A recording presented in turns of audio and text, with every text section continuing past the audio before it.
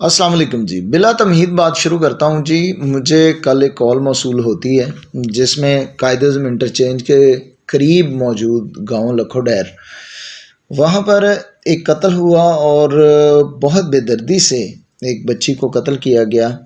उसके मुबैना तौर पर उसके खावंद और उसकी सास ने मिलकर दोनों ने उस बच्ची को पहले करंट लगाया, फिर उसके बाद उसको रस्सी गले में डाल के उसका गला दबाया और फिर उसके बाद उसको पंखे से लटका दिया। ये है वो माँ और वो बेटा जिन्होंने मिलकर अपने ही घर की बहू का कत्ल किया, और ये वो बच्ची है जो यकीनन बहुत प्यारी भी है और मासूम है।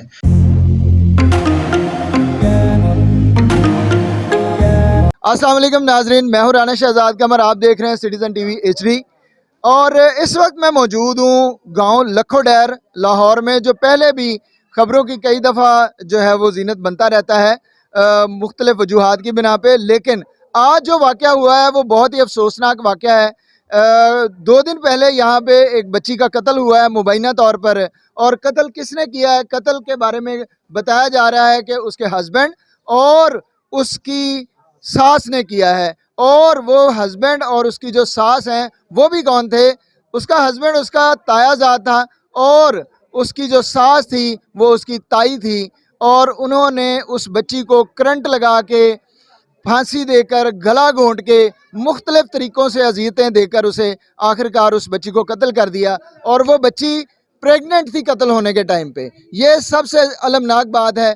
और जो है वो जब वो बच्ची फौत हो जाती है तो तब उसके घर वालों को इत्तला की जाती है, और फिर उसके बाद अभी तक जो पेशरफ्त हुई है वो ये है कि उसके हस्बैंड और उसकी सास को पुलिस ले जा चुकी है। उन्होंने इकरार जुर्म भी कर लिया है, लेकिन जो अवाम यहाँ पे इकट्ठी हुई है, आप देख सकते हैं लोग यहाँ पर बहुत ज़्यादा तादाद में खड़े हैं और वो ये मुतालबा कर रहे हैं कि उसके कातिल को करार वाक़ई सज़ा दी जाए, ताकि आइंदा आने वाले वक्त में और भी बच्चियां ऐसे जुल्म से बच सकें कि जिनको जहेज़ की वजह से कत्ल कर दिया जाता है। और इस कुछ मोहल्लेदार हैं, इनसे पूछते हैं। अस्सलाम वालेकुम ये जी। तो इतने गरीब थे कि रोल समोसे लगा के अपना टाइम पास करते थे। वो इनको जहेज कहाँ से देते?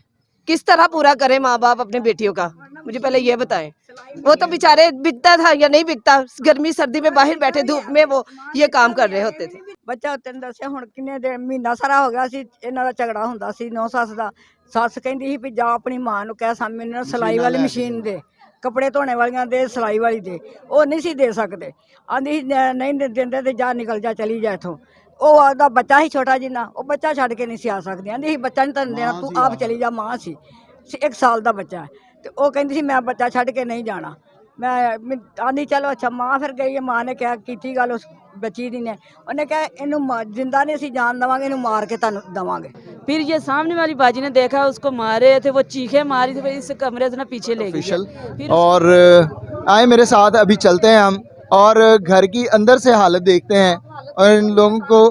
और ये ज़रा जिस बच्ची पे जुल्म ये किया जाता था कि तुम जहेज़ नहीं साथ लेके आई, ठीक है, तो उस घर की हालत आप देखें कि उस घर की ये हालत है, उससे क्या जहेज़ की तवक्का की जा सकती है।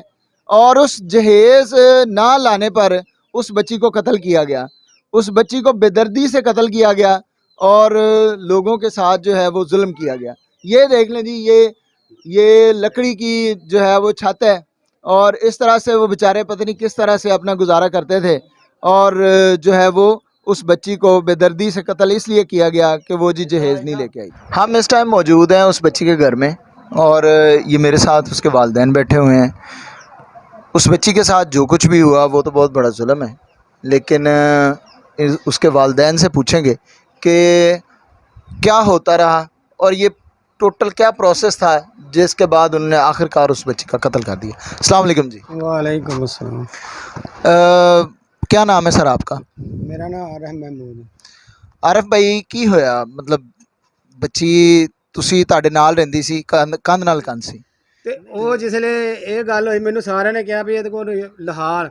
ਮੈਂ ਕਿਹਾ ਨਹੀਂ, ਮੈਂ ਖੁਦਾ ਵਾਸਤੇ ਦਿੱਤੀ ਏ ਤੇ ਮੈਂ ਨਹੀਂ ਲਹਾਉਣਾ ਕੁਝ ਵੀ। ਮੈਂ ਉਹਨਾਂ ਕੋਲ ਹੱਕ ਮਹਿਰ ਵੀ ਨਹੀਂ ਲਿਖਾਇਆ ਕੋਈ। ਬੱਚੀ ਦੀ ਉਮਰ ਕੀ ਸੀ ਜਿਸ ਟਾਈਮ? ਬੱਚੀ ਦੀ ਉਮਰ ਉਦੋਂ 16 ਸਾਲ ਸੀ ਤੇ ਇਹਦੀ ਤਾਈ ਨੇ। ਬੱਚੀ ਪੜ੍ਹਦੀ ਸੀ? ਹਾਂਜੀ ਪੜ੍ਹਦੀ। ਬੱਚੀ ਉਸ ਵੇਲੇ ਹਾਲੀ ਸਕੂਲੇ 9ਵੀਂ ਦੇ ਪੇਪਰ ਦੇਂਦੀ ਸੀ। 9वीं क्लास ਦੀ ਸਟੂਡੈਂਟ 16 ਸਾਲ ਉਮਰ ਔਰ ਉਸ ਬੱਚੀ ਨੂੰ ਸੈਕੰਡ ਮੈਰਿਜ ਵਾਲੇ ਸ਼ਖਸ ਦੇ ਨਾਲ ਉਹਦੀ ਸ਼ਾਦੀ ਕਰਤੀ ਗਈ। ਪਹਿਲੀ ਤੇ ਗੱਲ ਹੈ ਵੇ ਕਿ ਯਕੀਨਨ ਤੁਸੀਂ ਵੀ ਇਸ ਜੁਰਮ ਦੇ ਵਿੱਚ ਸ਼ਰੀਕ ਹੋ ਕਿ ਤੁਸੀਂ ਉਸ ਬੱਚੀ ਦੀ ਇੰਨੀ ਛੋਟੀ ਉਮਰ ਦੇ ਵਿੱਚ ਤੁਸੀਂ ਉਹਦੀ ਸ਼ਾਦੀ ਕੀਤੀ ਔਰ ਤੁਹਾਨੂੰ ਇਸ ਚੀਜ਼ ਦਾ ਇਲਮ ਹੋਣਾ ਚਾਹੀਦਾ ਸੀ ਕਿ ਉਹ ਬੱਚੀ ਦੀ ਉਮਰ ਕੀ ਹੈ ਤੇ ਉਸ ਮੁੰਡੇ ਦੀ ਉਮਰ ਕੀ ਹੈ ਤੇ ਔਰ ਸੈਕੰਡ ਮੈਰਿਜ ਵਾਲੇ ਤੁਸੀਂ ਬੰਦੇ ਨੂੰ ਉਹਦੀ ਸ਼ਾਦੀ ਕਰ ਰਹੇ ਹੋ। ਫਿਰ ਉਸ ਤੋਂ ਬਾਅਦ ਅਗਲਾ ਜਿਹੜਾ ਟਾਈਮ ਸ਼ੁਰੂ ਹੁੰਦਾ ਹੈ ਉਹਦੇ ਵਿੱਚ ਉਹਨਾਂ ਨੇ ਉਹਨਾਂ ਨੂੰ ਮਾਰਨਾ ਪਿੱਟਣਾ ਸ਼ੁਰੂ ਕਰ ਦਿੱਤਾ ਹੈ। ਠੀਕ ਹੈ, ਤੇ ਉਸ ਟਾਈਮ ਤੁਹਾਨੂੰ ਚਾਹੀਦਾ ਸੀ ਤੁਸੀਂ ਉਹਨੂੰ ਬੱਚੀ ਨੂੰ ਲੈ ਆਂਦੇ, ਉਹਨੂੰ ਤਲਾਕ ਦਿਲਵਾ ਲੈਂਦੇ। ਮੈਂ ਉਹਨੂੰ ਲਿਆਂਦਾ ਸੀ ਤੇ ਮੈਂ ਕਿਹਾ ਮੈਂ ਹੁਣ ਨਹੀਂ ਤੋਰਨੀ, ਮੈਂ ਲੈ ਆਂਦੀ ਹੈ ਨਾ, ਮੈਂ ਨਹੀਂ ਘੱਲਣੀ। ਉਹ ਪਤਾ ਨਹੀਂ ਕੀ ਪਿੱਛੋਂ ਆਈ ਏ ਉਹਦੀ ਤਾਈ, ਕੀ ਗੱਲਾਂ ਇਹਨਾਂ ਨਾਲ ਹੋਈਆਂ ਨੇ ਤੇ ਇਹਨਾਂ ਮੈਂ ਕੰਮ ਤੇ ਗਿਆ ਸਾਂ ਤੇ ਮੇਰੇ ਆਉਣ ਤੋਂ ਪਹਿਲਾਂ ਇਹਨਾਂ ਉਹਨੂੰ ਘੱਲ ਦਿੱਤਾ कुड़ी ने। अस्सलाम वालेकुम जी। वालेकुम अस्सलाम। बाजी, इतनी छोटी बच्ची की शादी आपने कर दी, उसके बाद उसके साथ इतना जुल्म होता रहा, मोहल्लेदार सब लोग गवाह हैं, हर बंदा देख रहा था, किसी को वो मिलने नहीं देते थे। जी। तो आपने कोई आपको पता नहीं था कि इसमें कोई काम हो सकता है, कोई पुलिस को बताया जा सकता है, कोई इस चीज़ का कोई इल्म नहीं था आपको? सर इस चीज़ का तो कोई इलम नहीं था, बस ये गल सी कि चलो असी गरीब लोग हैं, टाइम नाल बच्ची की शादी कर देंगे। उन्होंने वालद भी एक हथ मजदूर सन, तो इसलिए बस समझा कि जिम्मेदारी है ने धियां, तो चलो अगर कह रहे हैं तो कर देने। गलती हो गई है साढ़े कोलों भी, असी भी मानने। उन्होंने बहुत जल्दी सानू पाई इस चीज़ दी। अच्छा, शादी जिस टाइम हुई है बच्ची दी ते ओदी 16 साल उम्र सी ते ओदी की उन्होंने खुद जाके, हाँ जी, उन्होंने खुद जाके ओदी ताई ने सर्टिफिकेट ओदा दूसरे नाम तो बनवाया है, ओदा नाम चेंज कराता सी। ਅਸੀਂ ਉਹਦਾ ਨਾਮ ਹਬੀਬਾ ਰੱਖਿਆ ਸੀ ਜਨਮ ਪਰਚੀ ਤੇ, ਉਹਨੇ ਦੁਬਾਰਾ ਜਨਮ ਪਰਚੀ ਬਣਵਾ ਕੇ ਉਹਦਾ ਨਾਮ ਜ਼ੈਨਬ ਕਰਾਇਆ ਤੇ ਏਜ ਉਹਦੀ ਵਧਾ ਕੇ ਤੇ ਫਿਰ ਉਹਨੇ शादी दे दी। एक तो ये बहुत बड़ा ये जुर्म है और इस पे भी उन लोगों की पकड़ होनी चाहिए कि उन्होंने एक जो है वो गलत तरीके से उन्होंने फेक फॉर्म बनवाया, फेक फॉर्म बनवा के फिर उसके बाद बच्ची की एज ज़्यादा करवाई, एज ज़्यादा करवा के उससे शादी करके और फिर उसके साथ ये जुल्म किया।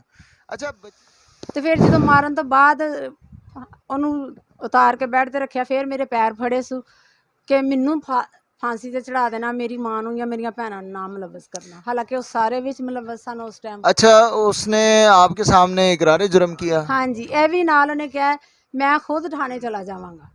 अच्छा, ਤੇ ਉਹਦੀਆਂ ਮਾਵਾਂ ਨੇ ਤੇ ਭੈਣਾਂ ਨੇ ਉਹਨੂੰ ਕਿਹਾ ਨਹੀਂ ਅਸੀਂ ਨਹੀਂ ਤੈਨੂੰ ਜਾਣ ਦੇਵਾਂਗੇ ਥਾਣੇ। ਤੇ ਬਸ ਇਸ ਤਰ੍ਹਾਂ ਹੀ ਉਸ ਟਾਈਮ जब आप पहुंचे हैं तो आपने क्या देखा जाके? ਸਰ ਉਸ ਵਕਤ ਤੋਂ ਪਹਿਲੇ ਤੇ ਆਵਾਜ਼ਾਂ ਲਗਾਉਂਦੇ ਰਹੇ ਨਹੀਂ, ਫਿਰ ਪਰਦਾ ਚੁੱਕ ਕੇ ਖਿੜਕੀ 'ਚੋਂ ਪਰਦਾ ਚੁੱਕ ਕੇ ਫਿਰ ਥੋੜਾ ਜਿਹਾ ਵੇਖਿਆ ਤੇ ਉਹ ਪੱਖੇ ਨਾਲ ਲਟਕੀ ਹੋਈ ਸੀ, ਹੱਥ ਉਹਦੇ ਬੰਨੇ ਸੀ ਦੁਪੱਟੇ ਨਾਲ। अच्छा, हाथ उसके बंधे हुए थे? हाँ जी। ये तायाजाद भाई हैं जी, ये जो बच्ची कत्ल हुई है उसके भी कज़न है और जो जिसने कत्ल किया है ये उसके भी कज़न है। तो अब ये इनके लिए भी बहुत बड़ा एक इम्तिहान है। ठीक है, एक तरफ जो है वो भी आखिर इनका कज़न है और दूसरी तरफ जो है वो भी कज़न, लेकिन अब यहाँ पे इंसाफ के तकाजे आ जाते हैं और ज़मीर की बात आ जाती है कि इंसान किसके साथ खड़ा होता है। तो भाई आप क्या कहते हैं इस बारे में, आपने क्या देखा है सारे मामले में? जिस दिन वकूआ हुआ है उस दिन आप किधर थे?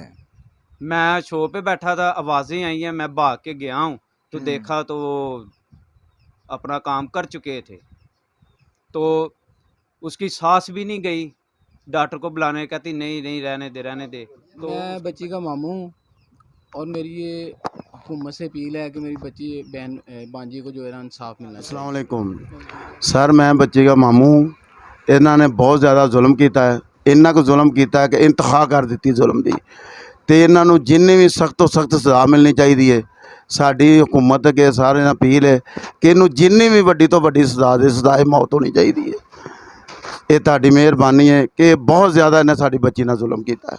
जी, मैं तो मेरे पास अल्फाज नहीं है इस स्लॉट को वाइंड अप करने के लिए और आपके सामने सारा कुछ आप लोग शेयर कीजिए ज़्यादा से ज़्यादा इसको और लोगों तक पहुंचाइए, इसको इक़्तिदार के ऐवानों तक पहुंचाइए और ये जो जुल्म हुआ है इसको जो है वो इसकी सज़ा मिलनी चाहिए और उन लोगों को सज़ा मिलनी चाहिए जो लोग ऐसे जुल्म करते हैं। ये एक सज़ा नहीं होगी, अगर ये सज़ा मिलेगी तो इसका मतलब होगा कि आइंदा बहुत से और घराने भी इस तरह, बहुत सारी और बेटियां जो हैं वो भी इस तरह उजड़ने से बच जाएंगी।